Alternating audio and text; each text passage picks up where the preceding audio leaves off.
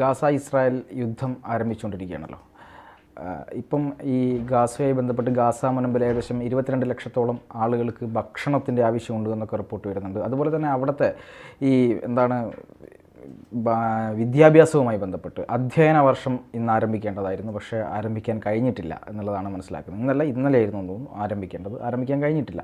ഈ രീതിയിലുള്ള കാര്യങ്ങളൊക്കെ ആയിട്ടാണ് അവിടെ കാര്യങ്ങൾ മുന്നോട്ട് പോകുന്നത്. അപ്പം എത്രത്തോളം ഭീകരമാണ് അവിടുത്തെ അവസ്ഥ, അല്ലെങ്കിൽ ഇനി എന്തായിരിക്കും ആ ഒരു വിദ്യാഭ്യാസത്തിൻ്റെയും അത്തരത്തിലുള്ള ഒരു എഡ്യൂക്കേഷൻ സിസ്റ്റത്തിൻ്റെ ഒക്കെ ഒരു കാര്യം എന്തായിരിക്കും? ഇപ്പോൾ ഗാസ സിറ്റിയിലും ജബലിയയിലും ഈ അഭയാർത്ഥികൾ താമസിക്കുന്ന സ്കൂളുകൾക്ക് നേരെ കഴിഞ്ഞ ദിവസം ആക്രമണം ഉണ്ടായി. എന്ന് പറഞ്ഞാൽ ഈ അഭയാർത്ഥികളെല്ലാം താമസിക്കുന്ന സ്കൂളുകളൊക്കെ തന്നെ ഇസ്രായേലിൻ്റെ ആക്രമണത്തിൽ തകർന്നുകൊണ്ടിരിക്കുക. അതുകൊണ്ട് തന്നെ ആ സ്കൂളുകളിൽ വിദ്യാഭ്യാസം ആരംഭിക്കാൻ കഴിയുന്നില്ല. കഴിഞ്ഞ ദിവസം, അതായത് ഇന്നായിരുന്നു അവിടുത്തെ വിദ്യാഭ്യാസ വർഷത്തിന് തുടക്കം കുറിക്കേണ്ടത്, പുതിയ അധ്യയന വർഷം ആരംഭിക്കേണ്ടത്. പക്ഷേ ആരംഭിക്കാൻ പറ്റുന്നില്ല. കഴിഞ്ഞ വർഷവും ഇതുപോലെ തന്നെയായിരുന്നു. ഈ യുദ്ധത്തിൻ്റെ കെടുതികളുള്ളതുകൊണ്ട് ഈ സ്കൂളിലെ വിദ്യാഭ്യാസം ഒന്നും മുന്നോട്ട് പോയില്ല. എന്ന് പറഞ്ഞാൽ തുടർച്ചയായി 2 വർഷമായി വിദ്യാർത്ഥികളുടെ അധ്യയനം മുടങ്ങി.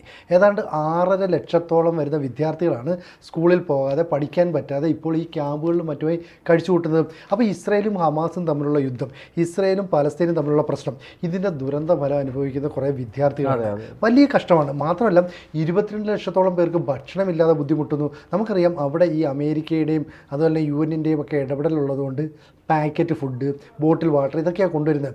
ഈ കൊണ്ടുവരുന്ന വഴിയിൽ ഈജിപ്തിൻ്റെ വഴിയിൽ വെച്ച് കഴിഞ്ഞ ദിവസം തന്നെ ഒരു ട്രക്കിൻ്റെ ഡ്രൈവർ ഇസ്രായേൽ സേനയ്ക്ക് നേരെ വെടിവെച്ചു. ഉടനെ ഇസ്രായേൽ സേന അവരെ വെടിവെച്ച് കൊന്നു. എന്നിട്ട് അതുവഴിയുള്ള ആ എൻട്രൻസ് അങ്ങ് അടച്ചു.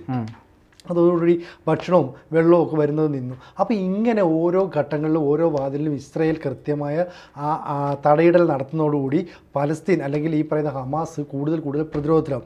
അപ്പോൾ അവരെന്തെടുക്കും, കിട്ടുന്ന സമയങ്ങളിൽ കിട്ടുന്ന ഗ്യാപ്പുകളിലൊക്കെ തന്നെ ഇസ്രായേലിനെ ആക്രമിക്കും. ഇപ്പോൾ ഇസ്രായേലും പലസ്തീനും തമ്മിൽ അല്ലെങ്കിൽ ഹമാസും തമ്മിലുള്ള ഒരു ഒത്തുതീർപ്പിൻ്റെ ഭാഗമായിട്ടാണ് നമ്മൾ നേരത്തെ പറഞ്ഞിരുന്നു അവിടെ ഈ തുള്ളിമരുന്ന് കൊടുക്കും. മറ്റേ പോളിയോ, ഈ തുള്ളിമരുന്ന് കൊടുക്കാനായിട്ട് 3 ദിവസത്തേക്കോ 4 ദിവസത്തേക്കോ വെടിനിർത്തൽ പ്രഖ്യാപിച്ചു. പക്ഷേ ഇപ്പം ഏതാണ്ട് ഒരാഴ്ചയ്ക്ക് മേളിലായി. എന്നിട്ടും അവിടെ 50% മാത്രമേ ഈ തുള്ളിമരുന്ന് കൊടുക്കൂ പൂർത്തിയായിട്ടുള്ളൂ. ബാക്കി 50% ഇനിയും നടക്കാനുണ്ട്. അപ്പോൾ ഈ 50% സ്ഥലത്ത് തുള്ളിമരുന്ന് കൊടുക്കുമ്പോൾ മറുവശത്ത് ഹമാസ് എന്നിച്ചൊരു റോക്കറ്റ് ഇടും. ഇസ്രായേലിൽ ഇങ്ങോട്ട് 2 റോക്കറ്റ് തിരിച്ചുവിടും. ഉടനെ പ്രശ്നമാണ്. ഇപ്പോൾ ലെബനനും കയറി ഈ ഇസ്രായേലിനെ ആക്രമിക്കാൻ ശ്രമിക്കുന്നുണ്ട്. അപ്പോൾ ഉടനെ ഇസ്രായേൽ ലെബനൻ്റെ ഭാഗത്തേക്കും ആക്രമിക്കുന്നുണ്ട്. ഈ പ്രശ്നങ്ങൾ മറ്റൊരു ഭാഗത്തുണ്ട്. അപ്പോൾ ഈ പ്രശ്നങ്ങളെല്ലാം നടക്കുമ്പോൾ തന്നെ ഉണ്ടാകുന്ന മറ്റൊരു കുഴപ്പമെന്ന് പറയുന്നത് ഈ ബെഞ്ചമിൻ നെതന്യാഹു അവിടെ നിന്നും പിടിച്ചുകൊണ്ടുപോയി, അതായത് ഇസ്രായേലുകാരായ ബന്ദികളെ മോചിപ്പിക്കാൻ യാതൊന്നും ചെയ്യുന്നില്ല എന്ന് പറഞ്ഞ് ജനങ്ങൾ പ്രക്ഷോഭത്തിലേക്ക് ഇറങ്ങുന്നു. 5-6 ലക്ഷം ജനങ്ങൾ തെരുവിലേക്ക് ഇറങ്ങി ഈ ബെഞ്ചമിൻ നെതന്യാഹുവിനെതിരെ വലിയ പ്രതിഷേധം സംഘടിപ്പിക്കുകയാണ്, പ്ലക്കാർഡും ഒക്കെ ഉയർത്തിപ്പിടിച്ചിട്ട്. അപ്പോൾ ഒന്നുകിൽ നെതന്യാഹുവിന് ഈ സമ്മർദ്ദത്തെ അതിജീവിക്കാൻ ഇസ്രായേലിൻ്റെ മുഴുവൻ ശക്തിയും എടുത്ത്, അല്ലെങ്കിൽ അമേരിക്കയുടെയോ മറ്റ് സഖ്യകക്ഷികളുടെയോ ഒക്കെ പിന്തുണയോടുകൂടി ഹമാസിനെ പൂർണ്ണമായിട്ടും തീർക്കുക, ഹമാസിനെ നാമാവശേഷമാക്കുക. അതല്ല എങ്കിൽ ഈ ജനരോഷത്തെ ഭയന്ന് ഒന്നുകിൽ രാജിവെച്ചു പോവുകയോ മാറി നിൽക്കുകയൊക്കെ ചെയ്യണം. പക്ഷേ അവിടുത്തെ പ്രതിപക്ഷ കക്ഷികളും മറ്റ് കക്ഷികളും ഒക്കെ തന്നെ നെതന്യാഹുവിനെ സപ്പോർട്ട് ചെയ്യുന്നുണ്ട്. കാരണം രാജ്യത്തിന് വേണ്ടി നിങ്ങൾ ഭരിച്ചോ, നിങ്ങൾ ചെയ്തോ, ഞങ്ങൾ കൂടെയുണ്ട് എന്നുള്ളൊരു പിന്തുണയാണ് നൽകുന്നത്. പക്ഷേ കുറേ കഴിയുമ്പോഴും ഈ ബന്ദികളെ മോചിപ്പിക്കാൻ കഴിയുന്നില്ല. 6 പേരുടെ മൃതദേഹങ്ങളാണ് ഒരാഴ്ചയ്ക്ക് മുമ്പ് ഒരു ടണലിൽ നിന്ന് കണ്ടെത്തിയത്. അപ്പോൾ ആ ടണലിലേക്കൊക്കെ ഒന്ന് ഇടിച്ചു കയറി ഇവർക്ക് ചെല്ലാൻ പറ്റുന്നില്ല. കാരണം ഹമാസ് എന്ന് പറയുന്നത് ആത്മഹത്യ സ്ക്വാഡാണ്.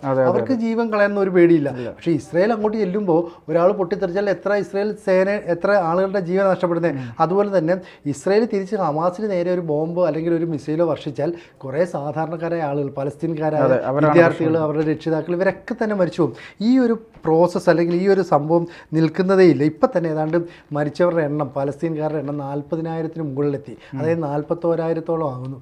എന്ന് തീരും ഈ യുദ്ധം എന്ന് ചോദിച്ചാൽ യാതൊരു ഐഡിയ ഇല്ല. ഇങ്ങനെയല്ലേ നമ്മൾ മുന്നോട്ട് പോകുന്നത് കാണുന്നത്? അതെ, തീർച്ചയായിട്ടും. അതായത് ഈ ഹമാസിൻ്റെ ഒരു കഴിഞ്ഞ ദിവസം നമ്മളൊരു ചർച്ചയിൽ പറഞ്ഞിട്ടുണ്ടായിരുന്നു, ഈ ഹമാസിൻ്റെ തുരങ്കങ്ങളൊക്കെ ബന്ധപ്പെട്ട്. ഹമാസിൻ്റെ തുരങ്കം എന്ന് പറയുന്നത് വലിയ എല്ലാവിധ സുഖ സൗകര്യങ്ങളോടെയും ജീവിക്കാൻ മാത്രം പര്യാപ്തമായിട്ടുള്ള തുരങ്കങ്ങളാണ് അവർ നിർമ്മിച്ചിട്ടുള്ളത്.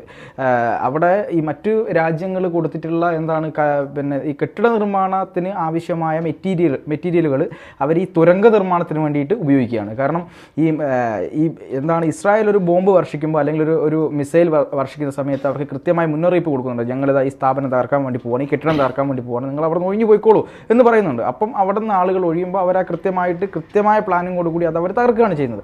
അങ്ങനെ തകർക്കുന്ന കെട്ടിടങ്ങൾക്ക് എന്താണ് അങ്ങനെ വീണ്ടും അത്തരം കെട്ടിടങ്ങൾ ഉണ്ടാക്കാൻ വേണ്ടി മറ്റ് ലോകരാജ്യങ്ങൾ സഹായിക്കുന്ന ആ കാര്യങ്ങളെല്ലാം എടുത്തുകൊണ്ട് ഇവർ ടണൽ നിർമ്മിക്കുകയും എന്നിട്ട് ഇതിൻ്റെ നേതാക്കന്മാരൊക്കെ അങ്ങ് ദോഹയിൽ ഒക്കെ പോയിട്ട് ജീവിക്കുകയാണ്. അവിടെ വളരെ കുറഞ്ഞ പിന്നെ ഹമാസ് നേതാക്കന്മാർ മാത്രമേ ഉള്ളൂ. കുറേ സിനിമ നേരത്തെ പറഞ്ഞ പോലെ ആത്മഹത്യാ സ്ക്വാഡുകളാണ്. പറഞ്ഞ പോലെ ഇവർക്ക് ഈ മരണത്തെ പേടിയില്ല. കാരണം ഇവർ സ്വർഗം കാത്തു നിൽക്കുന്ന ആൾക്കാരാണ്. സ്വർഗത്തിൽ ഒരുപാട്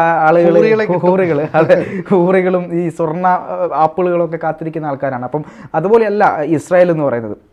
അവർക്ക് അത്യാവശ്യം വിവരവും വിദ്യാഭ്യാസവും ഉള്ളതുകൊണ്ട് അവർക്ക് കൃത്യമായിട്ട് അറിയാം മരിച്ചാൽ മരിച്ചതാണ് എന്നുള്ളത് കൃത്യമായിട്ട് അറിയാം. അപ്പോൾ ഇത്തരത്തിലുള്ള ഒരുപാട് പ്രയാസങ്ങളിലൂടെയാണ് ഇവർ കടന്നുപോയിക്കൊണ്ടിരിക്കുന്നത്. എന്ത് തന്നെയായാലും ഈ ഹമാസ് ഇത്തരത്തിൽ എന്താണ് ഇവരെ ഈ പാലസ്തീനിലെ പിഞ്ചു മക്കളെ ബലിയാടാക്കുന്നത് വലിയ ഒരു ബുദ്ധിമുട്ടാണ്. ഇപ്പം ഇവിടെയൊക്കെ പാലസ്തീൻ ഐക്യദാർഢ്യം പ്രഖ്യാപിക്കുന്ന സമയത്ത് പോലും ഇവിടെയുള്ള ആളുകൾ പറയാത്തൊരു പ്രധാനപ്പെട്ട കാര്യമാണ് ഹമാസ് എന്തുകൊണ്ട് പാലസ്തീനിലെ പാവപ്പെട്ട ജനതയെ ബലിയാടാക്കുന്നു എന്നവർ പറയുന്നില്ല.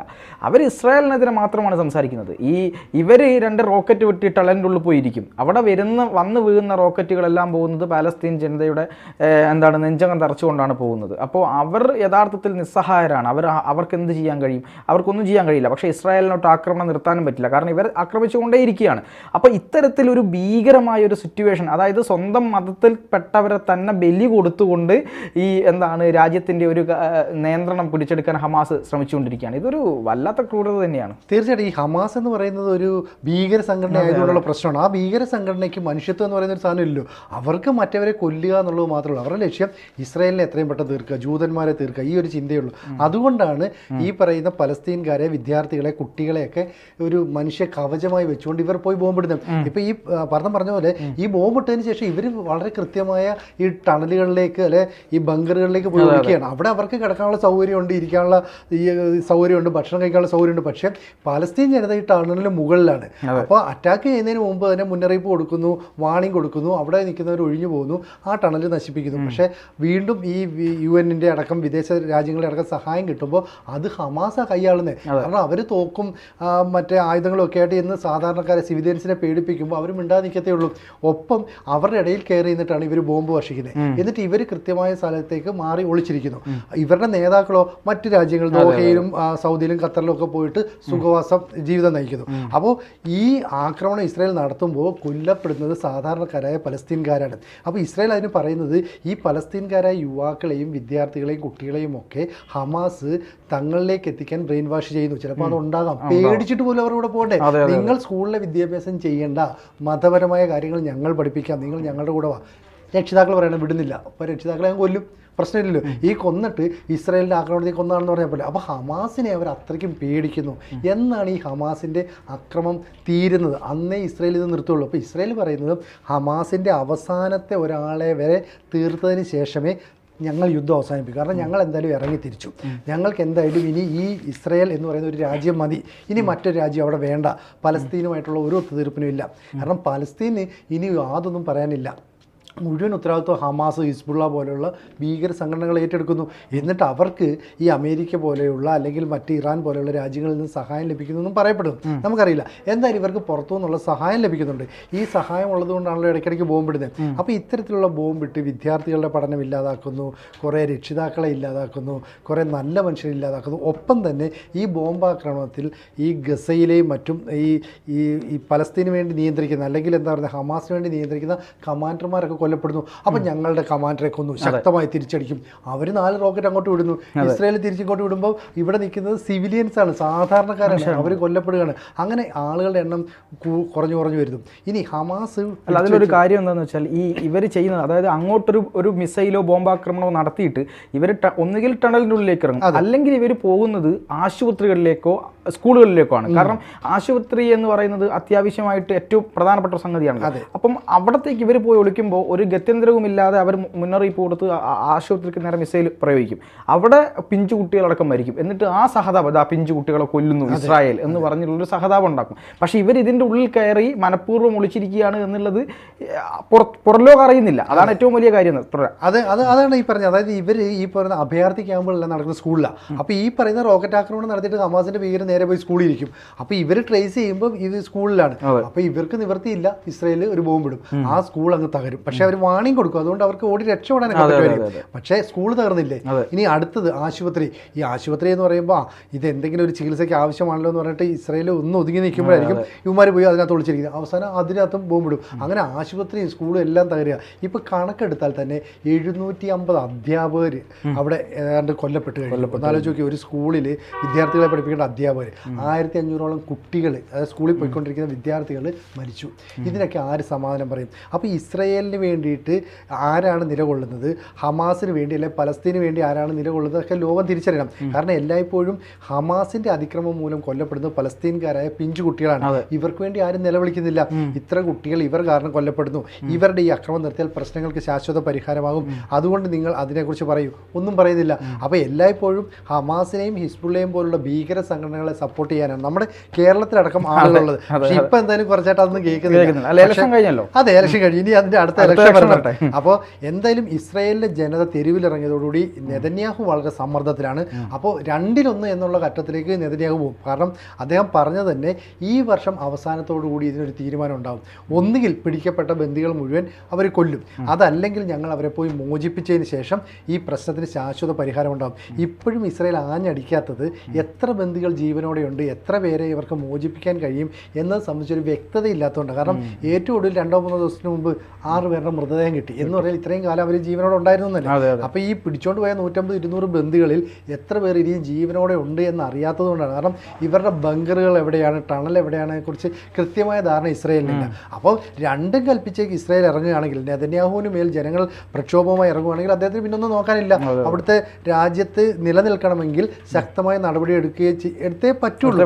അങ്ങനെ വന്നാൽ ഇസ്രായേൽ കംപ്ലീറ്റ് ബോംബാക്രമണം, സമൂലനാശം. അപ്പോൾ പൂർണ്ണമായി ഉന്മൂലനം ചെയ്യപ്പെടുന്നത് ഹമാസ് മാത്രമല്ല, പലസ്തീൻ എന്ന് പറയുന്ന രാജ്യം, ആ ജനത, അത് മുഴുവൻ ഇല്ലാതാവും. അപ്പോൾ പിന്നീട് നമുക്ക് പറയാം യഹൂദരുടെ ആക്രമണത്തിൽ അല്ലെ ഇവരുടെ ആക്രമണത്തിൽ അങ്ങനെ സംഭവിച്ചു ഇങ്ങനെ സംഭവിച്ചു എന്നൊക്കെ പറയാം. അപ്പോൾ ജൂതന്മാരെ നമുക്ക് കുറ്റപ്പെടുത്താൻ പൂർണ്ണമായും പറ്റില്ല. അവരുടെ ദേഹത്ത് ചെന്ന് ചൊറിഞ്ഞിട്ട് അവരുടെ കയ്യിൽ നിന്ന് മാന്തൽ മേടിക്കുന്നു എന്ന് പറയാനേ പറ്റില്ല. എന്തായാലും ഒരു 2-3 മാസത്തിനുള്ളിൽ തന്നെ ഇതിനൊരു ശാശ്വതമായ പരിഹാരം. ഹമാസ് ഇല്ലായിരുന്നെങ്കിൽ ഒരു പക്ഷേ പണ്ടേ ഇതൊരു പരിഹാരം കണ്ടുപോയി. എപ്പോഴേ പരിഹാരമാണ്. ഈ ഹമാസ് ഒന്ന് മാറി നിന്നാൽ മതി. ഹമാസ് ഞങ്ങൾ പ്രശ്നമൊന്നും ഉണ്ടാക്കുന്നില്ല. ഇപ്പം തന്നെ അറിയില്ലേ, ഈ പോളിയോ മരുന്ന് കൊടുക്കുന്ന 50% സ്ഥലത്ത് മാറി നിൽക്കുമ്പോൾ അവർ വെടിനിർത്തൽ നടത്തുമ്പോൾ ഹമാസ് ഇപ്പുറത്തൂടെ ബോംബിടുകയാണ്, ലെബന്റെ സഹായം തേടുകയാണ്, ഹിസ്ബുള്ളയുടെ സഹായം തേടുകയാണ്. അപ്പോൾ എന്തെടുക്കും, ഇസ്രായേൽ ആ ഭാഗത്തേക്ക് ഇടും. എന്നിട്ട് പറയും ഈ സമയത്ത് ഞങ്ങൾ പോളിയോ കൊണ്ടുവരുമ്പോൾ, മരുന്ന് കൊണ്ടുവരുമ്പോൾ ആക്രമണം നടത്തി. സത്യത്തിൽ ഈ മരുന്നും ആശുപത്രിയിലെ എക്യുപ്മെൻസും ഒക്കെ ആയിട്ട് വരുമ്പോൾ എന്തിനാണ് ഹമാസ് ഇത്തരം അതിക്രമം നടത്തുന്നത്? ഹമാസിനെ നിയന്ത്രിക്കാൻ ആരുമില്ല. അവരെ നിയന്ത്രിക്കുന്നത് വിദേശ രാജ്യങ്ങളിലിരുന്ന് അവരുടെ തലവന്മാരാണ്. അവർക്ക് ഈ പാലസ്തീൻ ജനതയോട് ഒരു കൂറുമില്ല. അവരുടെ ആഗ്രഹം എന്ന് പറയുന്നത് ഞങ്ങൾക്ക് സ്വർഗ്ഗലോകം കിട്ടണം, അതുകൊണ്ട് വിശുദ്ധ പോരാട്ടം നടത്തി അവരെ മുഴുവൻ കൊല്ലുക. അപ്പോൾ ഇവർ ചാകുന്നവരെ ഹമാസ് അടിച്ചുകൊണ്ടിരിക്കും. ഇസ്രായേൽ പറയുന്നത് ഇങ്ങനെ ചെയ്യുകയാണെങ്കിൽ അവരെ തീർക്കല്ലാതെ വേറെ രക്ഷയില്ല, ഞങ്ങൾക്ക് മുന്നോട്ട് പോകാൻ പറ്റത്തില്ല. അപ്പോൾ പാലസ്തീൻ എന്ന് പറയുന്ന രാജ്യം ഒരുപക്ഷെ ഭൂമുഖത്ത് നിന്ന് തുടച്ചു നീക്കപ്പെടും. അങ്ങനെയാണെങ്കിൽ ഹമാസിലെ ഒരാൾ പോലും അവശേഷിക്കില്ല. ഒരാളെങ്കിലും അവശേഷിച്ചാൽ നാളെ അവർ ഞങ്ങൾക്കെതിരെ ആയുധവുമായി വരും എന്ന ചിന്ത ഇസ്രായേലിനുണ്ട്. അപ്പോൾ ഇസ്രായേൽ ഭരണകൂടത്തിന് അതിനുള്ളിലുള്ള ആഭ്യന്തര പ്രശ്നങ്ങളെല്ലാം തീർത്ത് ബെഞ്ചമിൻ നെതന്യാഹുവിന് വലിയൊരു പിന്തുണ നൽകുകയാണെങ്കിൽ ഏറെ താമസമില്ലാതെ അവർ സമൂല നാശം വരുത്തുന്ന രീതിയിലുള്ള ഒരു ആക്രമണത്തിലേക്ക് കടക്കും. അങ്ങനെ സംഭവിക്കുമെന്നുള്ളത് നമുക്ക് കാത്തിരുന്ന്